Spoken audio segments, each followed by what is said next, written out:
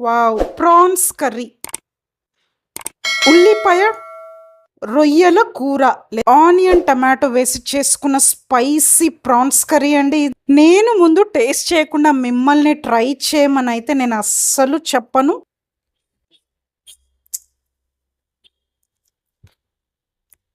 Wow! అయితే దీనికి ingredients చూసుకున్నట్టయితే హాఫ్ కేజీ కాబట్టి నేను ఉల్లిపాయ టమాటా చాలా ఎక్కువ క్వాంటిటీ తీసుకున్నాను. చూడండి, ఆనియన్స్ కూడా దాదాపు హాఫ్ కేజీ తీసుకున్నాను నేను. ఫైన్గా చాప్ చేయండి. మీరు మిక్సీ పట్టాలనుకుంటే మిక్సీ పట్టవచ్చు. టమాటా కూడా ఫైన్లీ చాప్ చేయాలి. మీరు చాపర్ ఉన్నట్టయితే బెస్ట్ చాపర్లో వేసి చేసుకోండి. కానీ ఇష్టం ఉన్న వాళ్ళు కొందరు మిక్సీ పట్టి కూడా చేస్తుంటారు. నేనే మాత్రం మిక్సీ పట్టట్లేదు, ఎందుకంటే గ్రేవీ అంత టేస్టీగా ఉండదు. ఇంకా నిలువుగా చీల్చి పెట్టుకున్న పచ్చిమిరపకాయలు, కరివేపాకు, ఇంకా కొత్తిమీర, దాంతోపాటు మనం రెగ్యులర్గా వేసుకునే మసాలా దినుసులు చూస్తున్నారా. ఇంకా రొయ్యలు హాఫ్ కేజీ నేను క్లీన్గా వాష్ చేసి పెట్టేసుకున్నాను. చూడండి, నేనైతే 500 గ్రామ్స్ అంటే ఇది హాఫ్ కేజీ ప్రాన్స్ రొయ్యలు.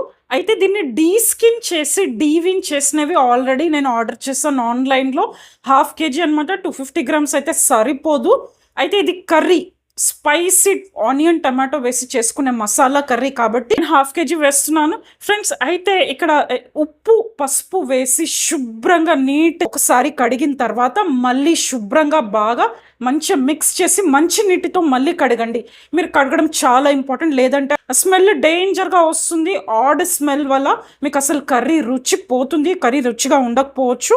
వన్ మోర్ థింగ్, కంపల్సరీ పొట్టు తీయించి మీరు బయట ఓపెన్గా కొన్న డీస్కిన్ చేసి పైన ఇలా ఒకటి వస్తుంది థ్రెడ్ లాగా, అది వాళ్ళు తీయకపోయినా మీరైనా కానీ పైనుంచి సన్న ఘాటు పెట్టేసి దీంట్లోంచి ఇలా తీసేస్తే అయిపోతుంది. తప్పకుండా తీయండి, లేదంటే కర్రీ టేస్ట్ పాడైపోతుంది.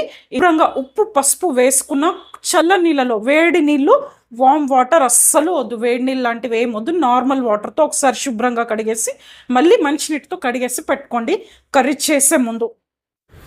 ఇక ఒక మందంగా ఉన్న వెడల్పాటి కడాయి పెట్టేసి దాంట్లో కావాల్సినంత ఆయిల్ పోసేసి ఒక తేజ్పత్తా వేసి మనం ఫైన్గా చాప్ చేసి పెట్టుకున్న ఆనియన్స్ లేదా ఉల్లిపాయ తురుము వేసేద్దాము. ఒక ఉల్లిపాయలు మనం కాస్త 50% బ్రౌన్ కానివ్వాలి, కొంచెం సాఫ్ట్ అవ్వడానికి వదిలేసేయాలి. అయితే ఆనియన్స్ డార్క్ బ్రౌన్లోకి మారనివ్వద్దు. ఆనియన్స్ డార్క్ బ్రౌన్లోకి చేసినట్టయితే కూర రుచి పాడైపోతుంది, కూర అస్సలు టేస్టీగా ఉండదు.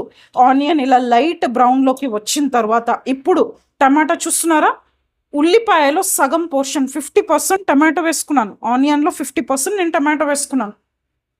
రెండు చక్కగా కలగలిసిపోయి మగ్గాలి. ఇప్పుడు జింజర్ గార్లిక్ పేస్ట్, అల్లం వెల్లుల్లి ముద్ద నేనైతే 1 టీ స్పూన్ నిండా వేస్తున్నాను, ఎందుకంటే నేను కాస్త ఎక్కువ క్వాంటిటీ చేస్తున్నాను కాబట్టి 1.5 టీ స్పూన్స్ వేసుకున్నాను జింజర్ గార్లిక్ పేస్ట్తో పాటు.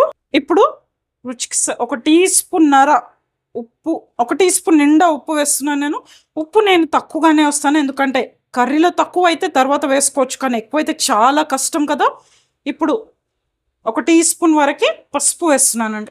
ఇవన్నీ వేసి చక్కగా మిక్స్ చేసేసి దీన్ని ఆయిల్లో చక్కగా కుక్ అయ్యేంత వరకు, నూనెలో చక్కగా మగ్గే వరకు, రెండు కలిసి స్మూత్గా అయ్యేంత వరకు, జింజర్ గార్లిక్ పేస్ట్ పచ్చిదనం, ఆనియన్ టమాటో పచ్చిదనం పోయేంత వరకు కాసేపు దీన్ని మగ్గడానికి వదిలేద్దాం.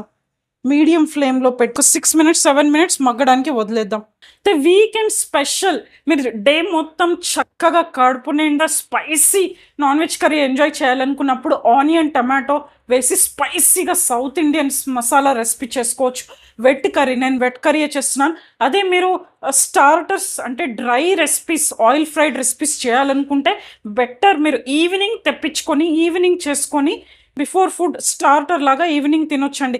అయితే వెట్ కర్రీస్ అయితేనే మనకి డే మొత్తం సరిపోతుంది, రైస్తో పాటు లంచ్ ఇంకా డిన్నర్లోకి చక్కగా సరిపోతుంది. కానీ స్టార్టర్స్కి అయితే మనకు క్వాంటిటీ కూడా ఎక్కువ కావాలి, ప్లస్ ఆయిల్ ఫ్రైడ్ రెసిపీ, కానీ మన స్టార్టర్ ఒకే పూటకి సరిపోతుంది. కాబట్టి నేనైతే బడ్జెట్ కూడా చూసుకుంటున్నాను కాబట్టి హాఫ్ కేజీ 500 గ్రామ్స్ ప్రాన్స్తో వెట్ కర్రీ ఆనియన్ టమాటో సరిపోయేంతగా వేసి వెట్ కర్రీ చేసిన, దీంతోపాటు జీరా రైస్ లేదా బగారా రైస్ అన్న చేసుకోండి, సూపర్ టేస్టీగా ఉంటుంది. అయితే మనం ఆనియన్ టమాటో వేసుకున్నాం కదా, దీంట్లో ఇప్పుడు పచ్చిమిర్చి పచ్చిమిర్చి కర్రీస్లో, వెట్ కర్రీస్లో, స్పైసీ వెట్ కర్రీస్లో పచ్చిమిర్చి ఇంకా కరివేపాకు ఎప్పుడు గుర్తుంచుకోండి, టమాటా మగ్గేటప్పుడు వేయాలి. ఇంకా కర్రీ లీవ్స్ కూడా వేసుకుంటున్నాము. టమాటా మగ్గేటప్పుడు వేస్తే ఏమవుతుందంటే దాని స్పైసీనెస్, దాని ఫ్లేవర్, రిచ్ ఫ్లేవర్ చక్కగా వెట్ కర్రీస్లో వస్తుంది. అదే మీరు డ్రై రెసిపీస్ అయితే, ఫ్రైడ్ రెసిపీస్లో అయితే బిగినింగ్లో ఆయిల్లో వేయవచ్చు, కానీ టమాటా మగ్గేటప్పుడు వేసినట్టయితే మంచి ఫ్లేవర్, జ్యూసీ ఫ్లేవర్ వస్తుంది కర్రీకి. ఇప్పుడు ఇంకాస్త మగ్గాలి టమాటా, అందాక మనం మూత పెట్టి దీన్ని మగ్గించుకుందాం. మనకిప్పుడు వేసుకోవాల్సిన మసాలా ఇంగ్రీడియంట్స్ అన్నీ చూసుకుందాం. జీలకర్ర చూడండి, 1 టీ స్పూన్ నిండా జీలకర్ర మీరు బరకగా దంచి పెట్టేసుకోండి. నేను గరం మసాలా అయినా కానీ, గరం మసాలా అయినా కానీ, జీరా పౌడర్ అయినా కానీ మోస్ట్లీ మీరు మూకుడులో వేసి దంచుకున్నట్టయితే, అంటే కోర్స్గా, అంటే బరకగా దంచి వేసుకున్నట్టయితే కర్రీస్లో, వెట్ కర్రీస్లో చాలా టేస్టీగా ఉంటుంది. అదే మీరు మిక్సీ జార్లో వేసి సన్నగా పౌడర్ చేసుకుంటే అది అంత రుచిగా రాదు. మీరు ఈ ట్రిక్ ఒక్కసారి ఫాలో చేసి చూడండి. మనం బరకగా దంచుకొని వేసుకున్న మసాలాలతో కర్రీస్ చాలా టేస్టీగా ఉంటాయి ఫ్రెండ్స్. జీలకర్ర కాస్త కోర్స్గా మనం మిక్సర్ చేసేసుకున్నాము. ఇప్పుడు కావాల్సిన మసాలా ఇంగ్రీడియంట్స్ అన్నీ తీసి వేసేసుకున్నాము. జీలకర్రతో పాటు ఇప్పుడు కారం, నేను 1 టేబుల్ స్పూన్నర కారం వేసుకున్నాను. ఎందుకంటే పచ్చిమిర్చి కూడా 4-5 వేసుకున్నాను కాబట్టి కాస్త స్పైసీగానే ఉంటుంది. దాంతోపాటు ధనియాల పొడి హాఫ్ టేబుల్ స్పూన్ ధనియాల పొడి. మనకు ప్రస్తుతానికి కావాల్సిన మసాలా ఇంగ్రీడియంట్స్ ఇవే. పదండి ఇప్పుడు ఇవి టమాటాలో వేసేద్దాము. చూస్తున్నారా, ఒక్కసారి టమాటా చూడండి, ఇలా మగ్గిపోయి చక్కగా ఆయిల్ రిలీజ్ చేస్తుంది. ఇంకా దీంట్లోంచి నీళ్ళు ఉరుతుంటాయి కదా చూడండి. కానీ ఎక్కడ మాడకుండా చూసుకోవాలి. ఎక్కడైనా మాడితే మాత్రం ఇంకో టేస్ట్ పాడైపోతుంది. ఇప్పుడు మనం తీసి పెట్టుకున్న మసాలా ఇంగ్రీడియంట్స్ అన్నీ దీంట్లో వేసేద్దాం. చక్కగా మిక్స్ చేసేసి మీరు కావాలంటే ఒకసారి టేస్ట్ చెక్ చేసుకోండి. కానీ ఉప్పు మాత్రం ఎక్కువ వేయకండి, ఎందుకంటే మనం జీరా రైస్ బగారా రైస్ అయితే దాంట్లో కూడా ఉప్పు వేసుకుంటాం కాబట్టి దీన్ని 1-2-3 నిమిషాలు చిన్న మంటలో దీన్ని మగ్గనిద్దాం. కాస్త ఇది మసాలాలు మగ్గిపోయి డ్రైగా అయిపోయి ఆయిల్ రిలీజ్ చేస్తూ నూనెలో మగ్గుతుందిగా, ఆ తర్వాత వాటర్ పోద్దాం. నేను 2 మినిట్స్ మగ్గించుకున్నాను చూడండి, చక్కగా డ్రైగా అయిపోయింది. సరిపోయింది నీళ్లు పోద్దాం, కొద్దిగా వాటర్ పోద్దాము. ఎందుకంటే వెట్ కర్రీ కదా, కానీ పల్చగా మాత్రం చేయొద్దు, పులుసులాగా మాత్రం చేయొద్దు. ఇది కర్రీ కాబట్టి వాటర్ ఇవ్వక కర్రీలాగే చేయాలి. కొన్ని నీళ్ళు పోసేసి దీన్ని మగ్గడానికి వదిలేద్దాం. ఆనియన్ టమాటో సాఫ్ట్గా మగ్గాలి, గ్రేవీ చక్కగా దగ్గరికి చిక్కగా ఉండాలి. దాదాపు 6 to 7 మినిట్స్ వరకు మగ్గించుకున్నాను చూడండి. చక్కగా స్మూత్గా మగ్గిపోయి నూనె పైకి తేలుతుంది. మనకి కర్రీ పోర్షన్ ఇలా అవ్వాలి. ఆనియన్ టమాటో ఇంత చక్కగా మగ్గాలి.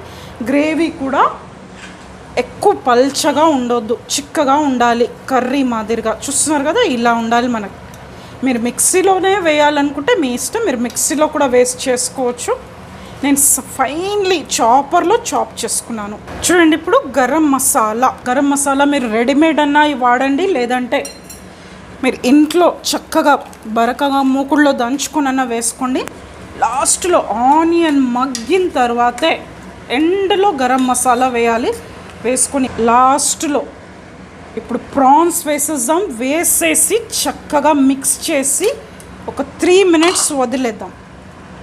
2-3 నిమిషాలు, అంతకంటే ఎక్కువసేపు వద్దు. చాలామంది చేసే పెద్ద మిస్టేక్ ఏంటంటే చాలా ఎక్కువసేపు ఉడకబెడతారు.